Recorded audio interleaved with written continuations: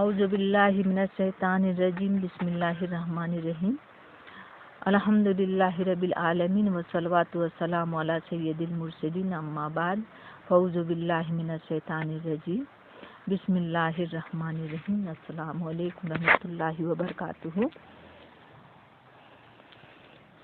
آج میں آپ کو مدینہ کے 5 حروف کے نسبت سے آیت الکرسی کے 5 فضائل سنانے جا رہی ہوں۔ اس میں اگر کوئی غلطی ہو تو معاف کیجیے گا، اللہ بھی ہمیں معاف کرے۔ اول حدیث شریف میں ہے کہ یہ آیت قرآن مجید کے آیتوں میں بہت ہی عظیم والی آیت ہے۔ دوسرا، حضرت سیدنا ابی بن گعب رضی اللہ تعالی عنہ سے روایت ہے کہ حسن اخلاق کے پی کر نبیوں کے تاجور محبوب رب اکبر صلی اللہ تعالی علیہ وسلم نے فرمایا: اے ابو منظر، کیا تمہیں معلوم ہے کہ قرآن پاک کے جو آیتیں تمہیں یاد ہے ان میں کون سی آیت عظیم ہے؟ میں نے عرض کیا: لا الہ الا اللہ والحی القیوم۔ پھر رسول اللہ عز و جل صلی اللہ تعالی علیہ وسلم نے میرے سینے پر ہاتھ مارا اور فرمایا: اے ابو منظر، تمہیں علم مبارک ہو۔ تیسرا، ایک روایت میں ہے کہ سورہ بقرہ میں ایک آیت ہے جو قرآن کی تمام آیتوں کی سردار ہے۔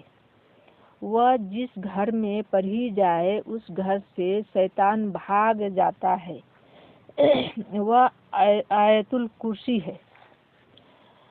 چوتھا، امیر المومنین حضرت سیدنا اکرم اللہ تعالی وجہہ کریم فرماتے ہیں کہ میں نے حضور اکرم نور مجسم صلی اللہ تعالی علیہ وسلم کو فرماتے ہوئے سنا: جو شخص ہر نماز کے بعد آیت الکرسی پڑھے اسے جنت میں داخل ہونے سے کوئی چیز نہیں روک سکتی، وہ مرتے ہی جنت میں چلا جائے گا۔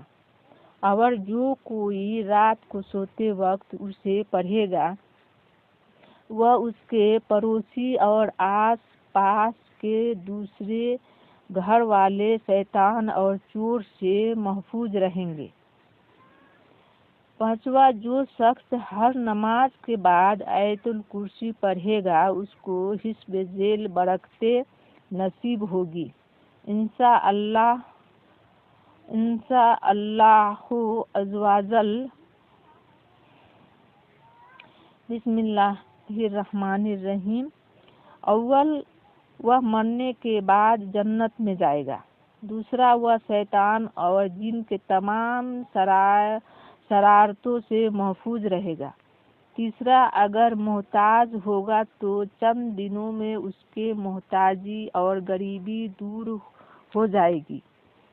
چوتھا، جو شخص صبح و شام اور بستر پر لیٹتے وقت آیت الکرسی اور اس کے بعد کی 2 آیتیں خالدون تک پڑھے گا وہ چوری، غرق، آبی اور جلنے سے محفوظ رہے گا۔ پانچواں، اگر سارے مقام میں کسی اونچے جگہ پر لکھ کر اس کا کتبہ آویزاں کر دیا جائے تو انشاءاللہ تعالی اس گھر میں کبھی فاقہ نہ ہوگا بلکہ روزی میں برکت اور اضافہ ہوگا، اور اس مکان میں کبھی چور نہ آ سکیں گے۔ آمین ثم اللہ رب العالمین۔ السلام علیکم ورحمۃ اللہ وبرکاتہ۔